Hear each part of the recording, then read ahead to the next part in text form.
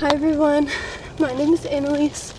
Welcome to Living Volumes. Right now I'm working as a nanny, so me and this little guy are just trying to kill some time, taking a walk. It's absolutely beautiful out today. I don't know if you can tell, but we got like a light dusting of frost on all the trees, and now the sun's out, so it feels amazing. It's below freezing, but with the sun, it feels good. I mean, I'm just out here in a hoodie and leggings, and we're just enjoying this beauty. But it's been really interesting nannying for this family. Their oldest, she's 6, and I was dropping her off at school this morning. She asked if I could play Taylor Swift, and it's just so funny because she knows, the albums that she knows are Reputation and Lover.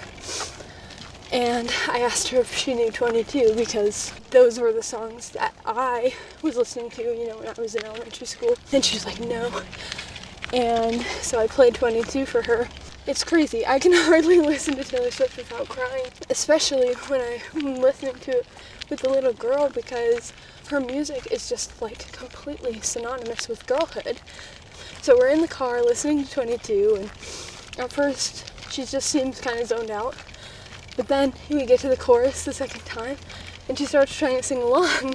She's like trying to learn the words because she really likes it. It's just so beautiful to me, to think that her mom is a millennial, I'm Gen Z, and then this little girl is Gen Alpha, and we all love Taylor Swift. Like, Taylor Swift has been an integral part of our experience as girls and women.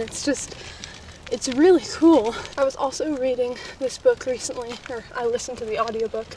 It's called Glossy, and it's a book about the cosmetic company Glossier and the woman who founded it, Emily Weiss, who is another ambitious, incredibly successful millennial woman like Taylor Swift. And it's just really interesting to see the parallels. I don't know, I find it so inspiring to know anything about women like that, and those are the kind of women that I can relate to.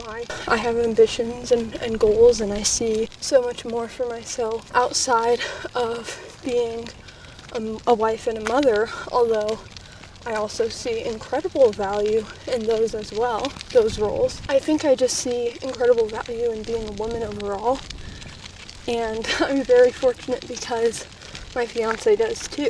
He thinks women are the most precious creation in all of existence because we can create life. Of course, that's true in a very literal physical sense, but not only in a literal physical sense. We are creative beings in the spiritual and in the emotional as well. Oh, I had to put a glove on. It's so cold out here. It's good when we're moving, but my hand that is holding the phone is like way too chilly. It's a really weird time to be alive right now because the beliefs that I have truly feels like no one shares them, which is a bit hyperbolic because of course, I have a fiance who shares them, but sometimes it feels like we really might be the only two people. So I'm really feeling the urge to put myself out there to hopefully find other people. To explain myself a little bit more, I am a Christian. The more I learn about my faith, the more strongly I feel that I am a Christian. And I was not raised in the church, so that is a position that I really uniquely value because I know there's so much religious trauma that people experience growing up in the church that I never had to deal with.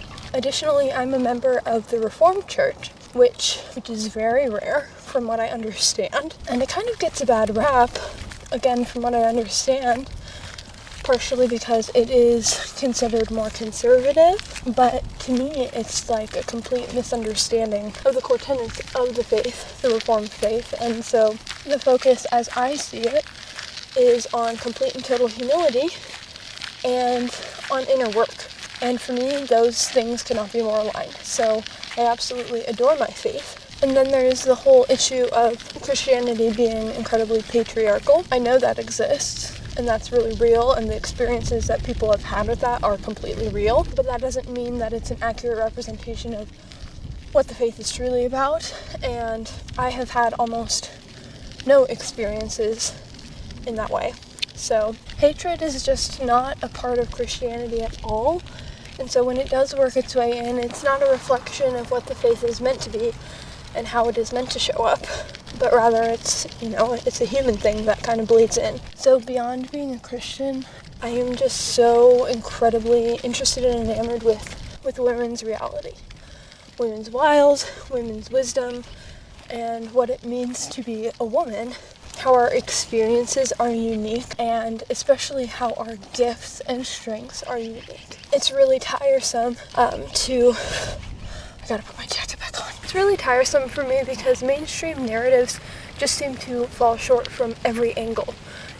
Mainstream feminist schools of thought tend to put emphasis on women being masculine and also including everyone, or I guess women being included everywhere, everyone being able to be included. But there are some things that are unique to women that are our strengths rather than our weaknesses. The ways in which we communicate, our emotional adeptness, and this kind of power that we hold that doesn't always go recognized. I feel alone in saying that I don't always want my power to be recognized.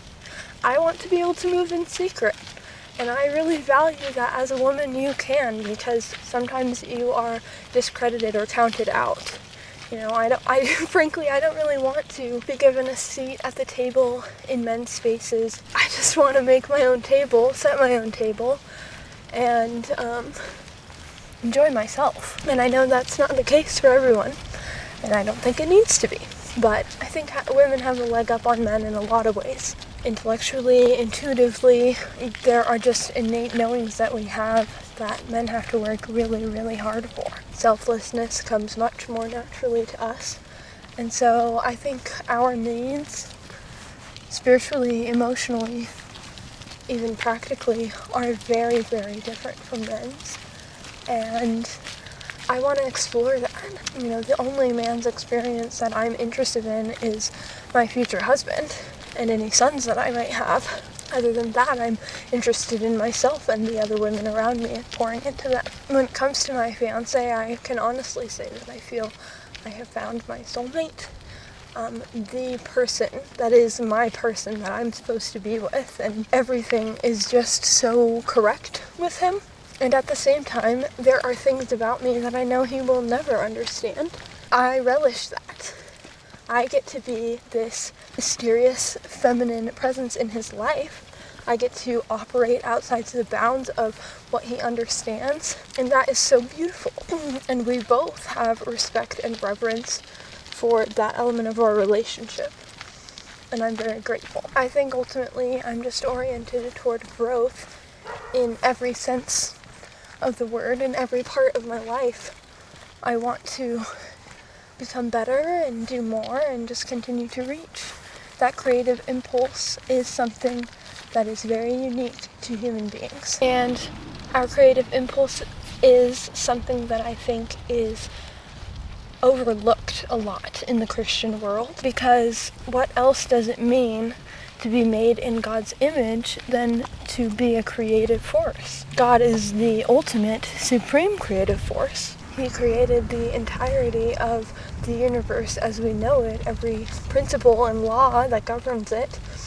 That's kind of his whole thing, and so I think the creative impulse is incredibly sacred in humans, and I don't think it's talked about enough at all. That's the hard thing about mainstream modern Christianity is, in my opinion, it's asking the wrong questions and focusing on the wrong issues entirely. Part of that is absolutely because it is used as a political tool, which is, in my opinion, completely antithetical to the faith. However, it's just very complicated. I consider myself to be very anti-politics, but I can't fault people for their passion and investment in political issues.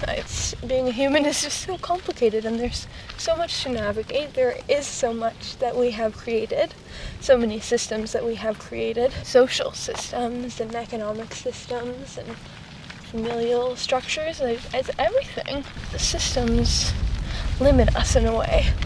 But if we as human beings can learn to love a limitation, I think we are on the right track.